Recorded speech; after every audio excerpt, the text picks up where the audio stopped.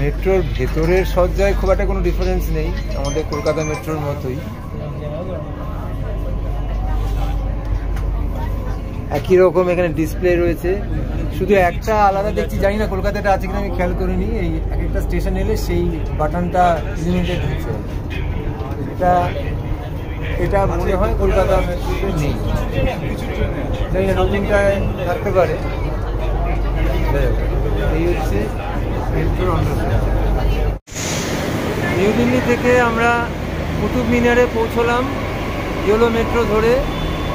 আমাদের সময় লাগলো 35 মিনিট, 35 মিনিট সময় লেগে।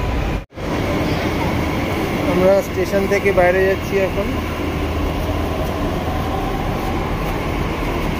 এসকালেটরটা নামার জন্য নেই, ওঠার জন্য রয়েছে দেখছি ওপাশে। খুব সহজেই পৌঁছে গেলাম। এখন 2:45 আমরা কুতুব মিনারে এসে পৌঁছলাম। উল্টো দিকের টিকিট কাউন্টার শিবম টিকিট কেটে নিয়ে ফিরছে। আমরা অটো করে এলাম কুতুব মিনার মেট্রো স্টেশন থেকে। সেখান থেকে আসার একটা গল্পটা হলো, সেই অটো ড্রাইভারদের সাথে একটি শপিং মলের চুক্তি হয়ে রয়েছে, তারা প্যাসেঞ্জারকে সেই শপিং মল হয়ে নিয়ে আসবে এবং তারপরে তাতে সেই অটো ড্রাইভার কিছু কমিশন পাবে। এবার তার ভিত্তিতে ও আমাদেরকে কুতুব মিনার তারপরে নিয়ে এলো। কুতুব মিনার কমপ্লেক্সে ঢুকে পড়লাম আমরা। সামনে কুতুব মিনার দৃশ্যমান হচ্ছে। সামনে আমার বাকি 3 সঙ্গী এগিয়ে চলেছে। সুসজ্জিত গাছপালা, যেরকম সাধারণত দেখতে পাওয়া যায়। লনে প্রচুর পায়রা, সবুজ লন।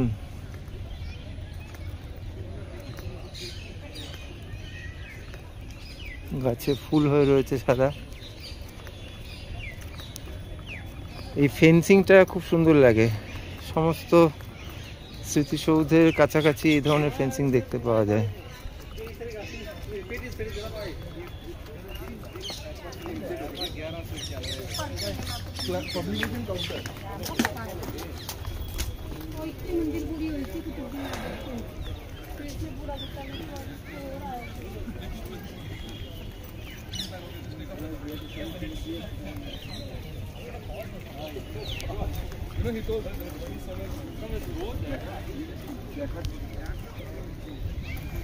অনেক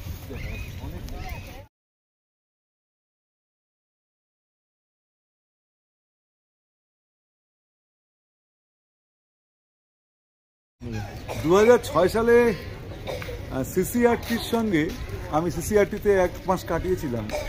সেখান থেকে দিল্লির স্থাপত্য সম্বন্ধে, ভারতের বিভিন্ন শিল্পকলা সম্বন্ধে সামান্য কিছু জানতে পেরেছিলাম আমার ক্ষুদ্র বুদ্ধিতে।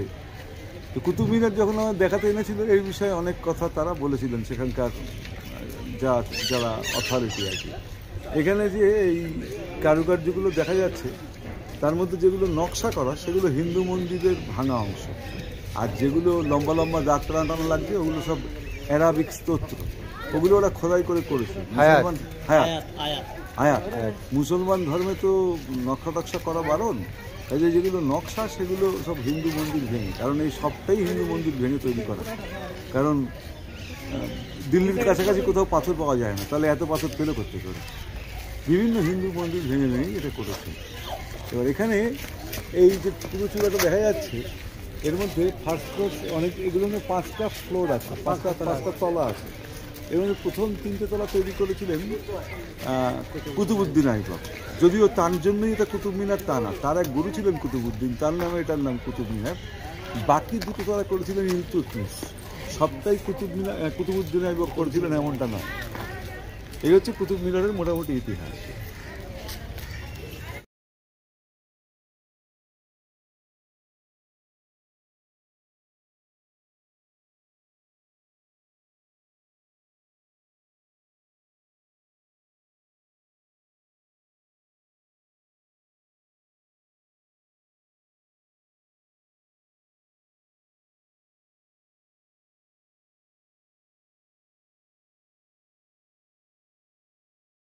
এই তোরণ দ্বারটাকে বলে আলাহি দরওয়াজা।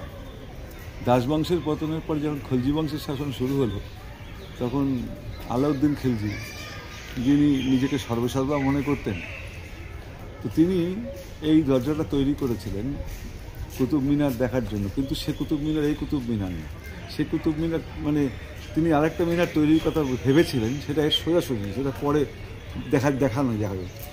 তো এটার ভেতরে আর ওপাশে কিছু নেই, শুধুই একটা তোরণ দ্বার, যেটা দিয়ে কুতুব কমপ্লেক্সে প্রবেশ করা যাবে, এর বেশি কিছু না।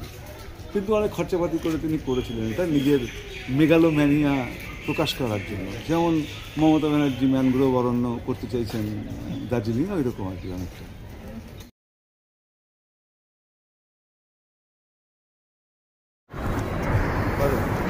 এই দরজাটা কেন তৈরি করা হয়েছিল সেটা বোঝা যাবে সামনের দিকে তাকায়।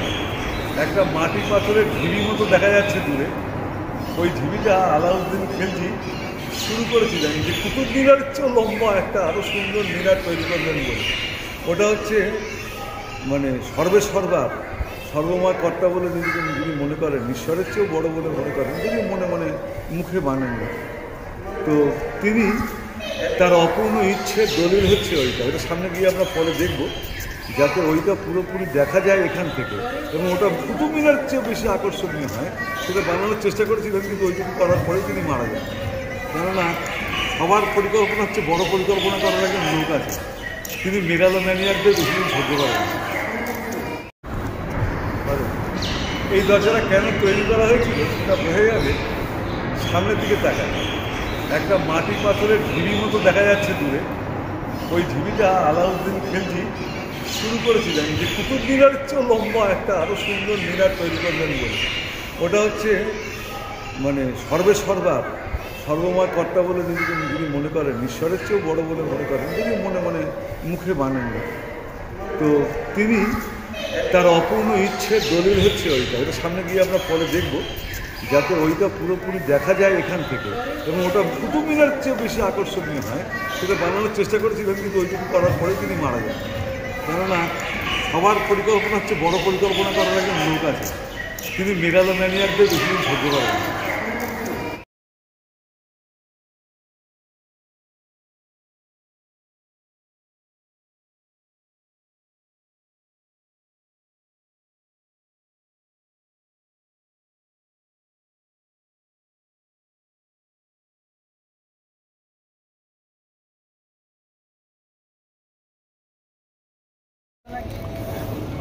কুতুব মিনারের একটা বৈশিষ্ট্য যেটা লক্ষ্য করা যাচ্ছে, সেটা হচ্ছে প্রথম 3টে ফ্লোর তার গড়ন একই রকম, এবং একদম ওপরে যে দুটো তার গড়ন আলাদা। তার মানে দুটো আলাদা লোক বানিয়েছে, এবং দুটো নির্মাণের সময়কালও আলাদা।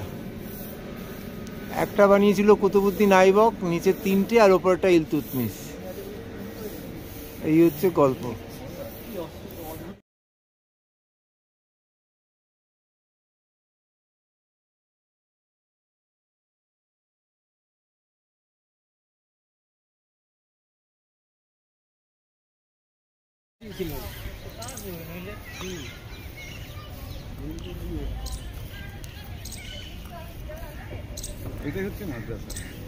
এটা মাদ্রাসার ভগ্নাবশেষ।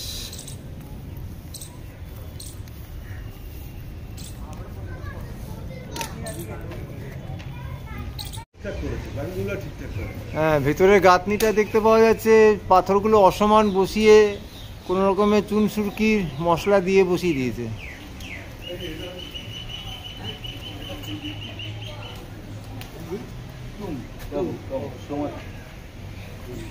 ওটা কার সমাধি? আলাউদ্দিন খিলজির সমাধি। ওটাতে কোনো যত্নার্থী নেই। কে করবে? এই সেই আলাউদ্দিন খিলজি, সেই যোধাবাইকে সেই দেখতো আয়না দিয়ে, তাই তো? এটা সেই আলাউদ্দিন খিলজির সমাধি, খলনায়ক।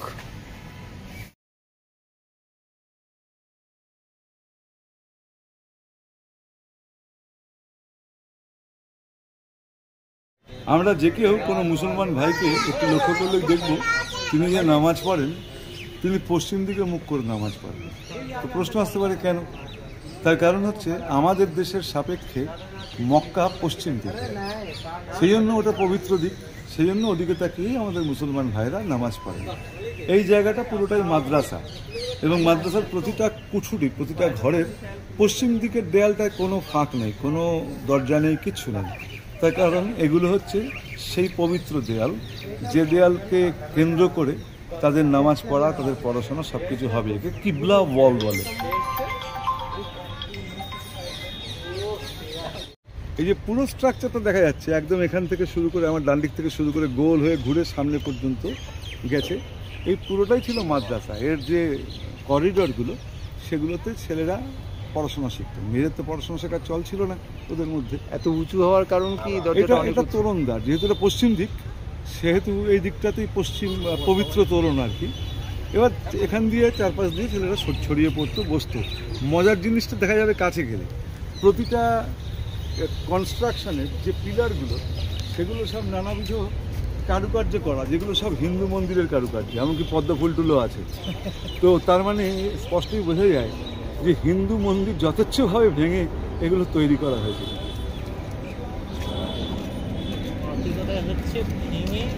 এটা সম্ভবত ইলতুৎমিশের সমাধি, তাতে জবা ফুল দেওয়া রয়েছে দেখতে পাচ্ছি।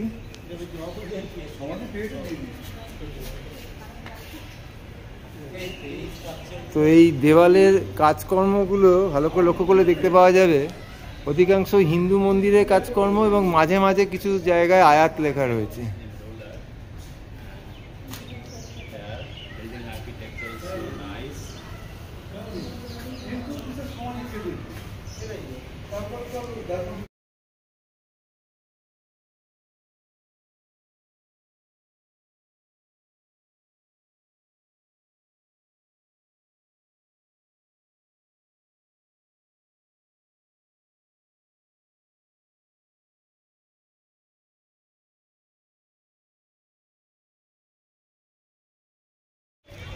মানুষের অপূর্ণ ইচ্ছের দলিল হচ্ছে এই ভগ্নস্তূপটা।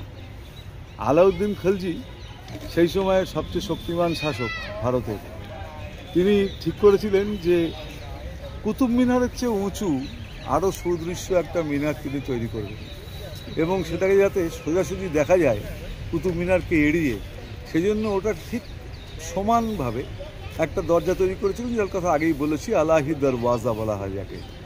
কিন্তু পৃথিবীতে সর্বশক্তিমান তো কেউ নয়, সেজন্য শক্তিরও যে সীমা থাকে, স্পর্ধার যে একটা শেষ থাকে, তার দলিল হয়ে দাঁড়িয়ে আছে এই ভগ্নস্তূপ, যেটি একটি হাস্যকর ব্যাপার।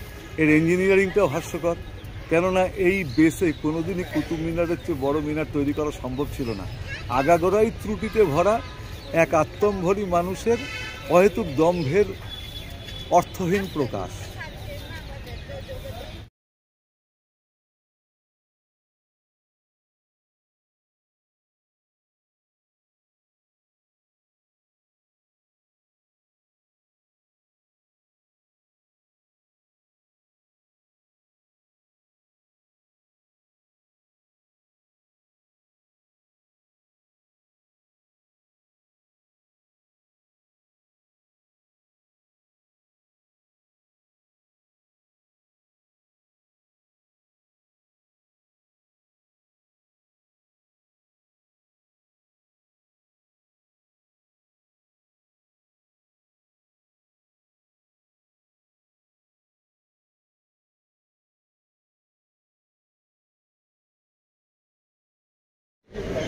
এখানে দেওয়ালে যাবতীয় কারুকার্য যা দেখা যাচ্ছে, সেগুলো অধিকাংশ হিন্দু দেবদেবীর মন্দিরে দেখতে পাওয়া যায়।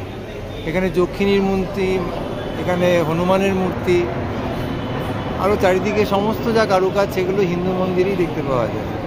সুতরাং বিষয়টা অনুধাবন করতে খুব একটা রকেট সায়েন্সের প্রয়োজন পড়ে না।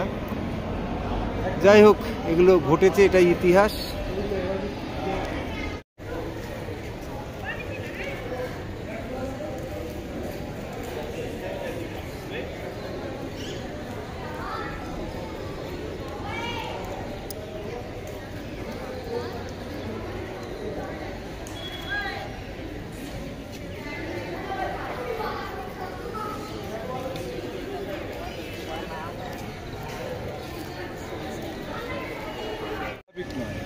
এইটা সেই মৌর্য যুগে তৈরি লৌহ স্তম্ভ, যাতে এখনো পর্যন্ত একটু জং পড়েনি,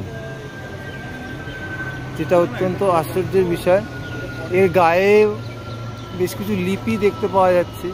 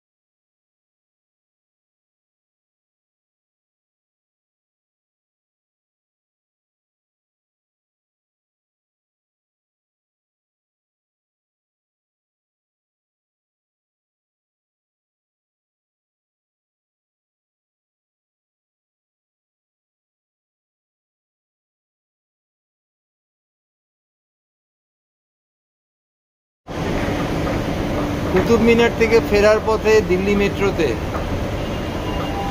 স্ট্রাইডার দিয়ে আমরা উঠছি।